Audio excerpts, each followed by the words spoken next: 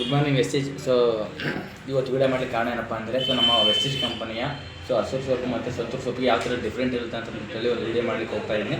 ನೋಡೋಣ, 2 ಗ್ಲಾಸ್ ಇದೆ. ನೀರು ಹಾಕ್ತಾ ಇದ್ದೀನಿ. ಇದರಲ್ಲಿ ಅರ್ಧ ಗ್ಲಾಸ್ ನೀರು ಹಾಕ್ತಾ, ಇದರಲ್ಲಿ ಅರ್ಧ ಗ್ಲಾಸ್ನ ನೀರು ಹಾಕ್ತಾ ಇದ್ದೀನಿ. ಓಕೆನಾ? ಇದು ಟೀಚರ್, ಗಾಯಕ ಟೀಚರು. ನಮ್ಮ ಬಾಡಿಯಲ್ಲಿ ಯಾವ ಥರ ಇದು ಕೊಳೆನ ಯಾವ ಥರ ಕ್ಲೀನ್ ಮಾಡುತ್ತೆ ಅನ್ನೋದ್ರ ಬಗ್ಗೆ ನಾನು ನಿಮಗೆ ಕ್ಲೀನ್ ಮಾಡುತ್ತೆ ಅನ್ನೋದು ನಿಮಗೆ ಲೈವಲ್ಲಿ ವಿಡಿಯೋ ಮಾಡ್ತಾ ಇದ್ದೀನಿ.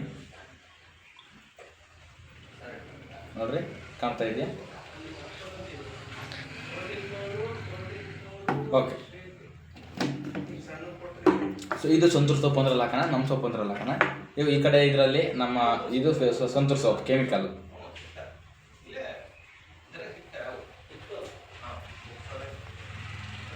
ಓಕೆನಾ? ಇದು ನಮ್ಮ ಹಸಿರು ಸೊಪ್ಪು ಹಾಕ್ತಾ ಇದ್ದೀನಿ ಇದರಲ್ಲಿ.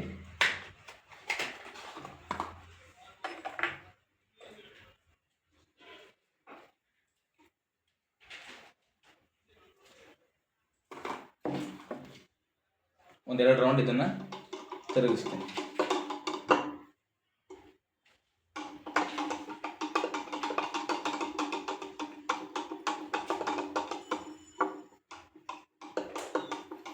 ನೋಡ್ತಾ ಇದ್ದೀನಿ, ಎರಡು ಸಮಯವನ್ನು ತಿರುಗಿಸ್ತಾ ಇದ್ದೀನಿ.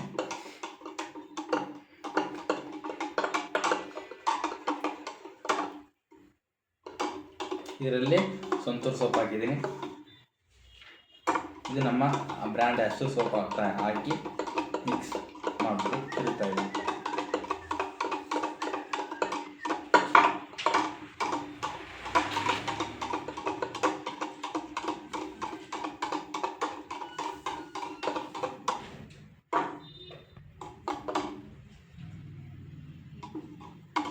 ಇದು ನಮ್ಮ ಸೋಪ್ ಹಾಕಿದ್ದೀನಿ.